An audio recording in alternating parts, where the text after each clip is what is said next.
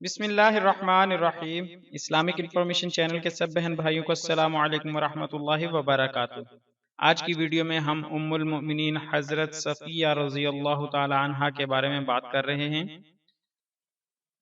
Video میں آگے بڑھنے سے پہلے آپ دوستوں سے گزارش ہے کہ اگر آپ نے اب تک ہمارا چینل سبسکرائب نہیں کیا تو ہمارے چینل کو سبسکرائب کریں اور آنے والی ویڈیو سے باخبر رہنے کے لیے بیل آئیکن پریس کریں۔ شکریہ۔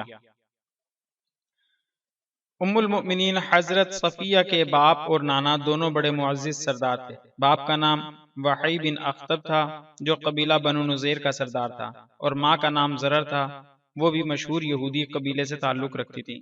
حضرت صفیہ کا پہلا نکاح سلام بن مکشم سے ہوا۔ جب سلام نے طلاق دے دی تو آپ کنانہ کے نکاح میں آ گئیں۔ خیبر کی جنگ میں نہ صرف آپ کا شوہر بلکہ باپ اور بھائی بھی کام آئے۔ آپ دوسرے لوگوں کے ساتھ گرفتار ہو گئیں۔ چونکہ آپ نامی گرامی قبیلوں سے تعلق رکھتی تھیں، اس لیے نبی کریم صلی اللہ علیہ وآلہ وسلم نے انہیں آزاد کر دیا اور اپنے نکاح میں لے آئے۔ حضرت صفیہ رضی اللہ تعالی عنہا نہایت حلیم اور بڑی صاحب ہمت خاتون تھیں۔ بڑی سے بڑی تکلیف کے وقت بھی نہیں گھبراتی تھیں۔ جنگ خیبر میں آپ اپنی بہن کے ساتھ گرفتار ہو کر اپنے عزیزوں یعنی یہودیوں کی لاشوں کے قریب سے گزر رہی تھیں۔ آپ کی بہن چیخ چیخ کر رونے لگی، مگر آپ نے اپنی آنکھوں کے سامنے شوہر، باپ اور بھائی کی لاشوں کو دیکھا، اور صبر و تحمل کا یہ عالم تھا کہ ایک آنسو بھی آپ کی آنکھوں سے نہ نکلا۔ چپ چاپ لاشوں کو اپنے قریب دیکھا اور گزر گئیں۔ ایک مرتبہ آپ رضی اللہ تعالی عنہ کی ایک لونڈی نے حضرت عمر فاروق رضی اللہ تعالی عنہ سے آپ کی شکایت کی کہ آپ جمعہ کی بجائے یہودیوں کی رسم کے مطابق ہفتہ کو عزیز سمجھتی ہیں اور یہودیوں کے ساتھ اچھا سلوک کرتی ہیں۔ حضرت عمر رضی اللہ تعالی عنہ نے کسی کو تحقیق کرنے کے لیے بھیجا۔ جب آپ سے پوچھا گیا تو آپ نے فرمایا، جب خدا نے ہم کو جمعہ کا دن عنایت فرمایا ہے تو ہفتے کو اچھا سمجھنے کی کوئی ضرورت نہیں۔ یہودیوں سے اچھا سلوک کرتی ہوں کیونکہ وہ میرے عزیز و اقارب ہیں۔ حضرت عمر مطمئن ہو گئے۔ حضرت صفیہ نے لونڈی کو بلا کر پوچھا، تم نے میری شکایت کی ہے؟ لونڈی بولی، ہاں، شیطان نے مجھے بہکا دیا تھا۔ حضرت صفیہ خاموش ہو گئیں اور لونڈی کو آزاد کر دیا۔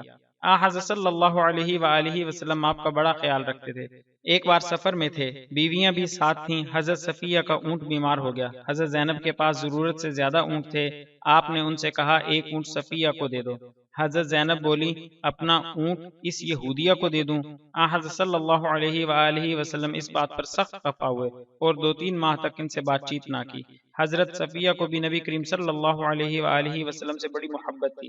جب آپ صلی اللہ علیہ وآلہ وسلم بیمار ہوئے اور تمام بیویاں عیادت کو آئیں تو حضرت صفیہ کہنے لگیں، یا نبی اللہ، کاش آپ کی تمام تکلیفیں مجھے مل جائیں۔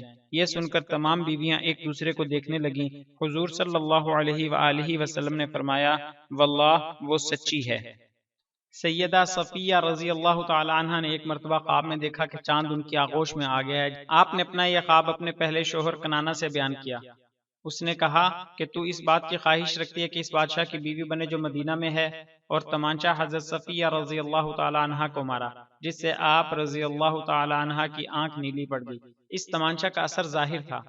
سرور دو عالم صلی اللہ علیہ وآلہ وسلم کے پوچھنے پر آپ رضی اللہ تعالی عنہ نے ساری حقیقت حال بیان کر دی۔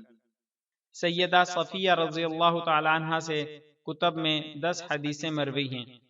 غزوہ خیبر سے واپسی پر حضور اکرم صلی اللہ علیہ وآلہ وسلم نے اپنے پائے مبارک سواری پر رکھے تاکہ سیدہ صفیہ رضی اللہ تعالی عنہ اپنے قدموں کو حضور اکرم صلی اللہ علیہ وآلہ وسلم کی ران پر رکھ کر سوار ہو جائیں۔ سیدہ صفیہ رضی اللہ تعالی عنہ اپنے قدم کے بجائے اپنے زانوں کو حضور اکرم صلی اللہ علیہ وآلہ وسلم کی ران پر رکھ کر سوار ہو گئیں۔ حضور اکرم صلی اللہ علیہ وآلہ وسلم نے انہیں اپنا ردیف بنایا اور پردہ باندھا۔ ام المؤمنین حضرت صفیہ رضی اللہ تعالی عنہ کے وصال کے بارے میں مختلف اقوال ہیں۔ ایک قول یہ بھی ہے کہ خلافت فاروقی میں آپ رضی اللہ تعالی عنہ کا وصال ہوا اور سیدنا فاروق اعظم رضی اللہ تعالی عنہ نے آپ رضی اللہ تعالی عنہ کی نماز جنازہ پڑھائی۔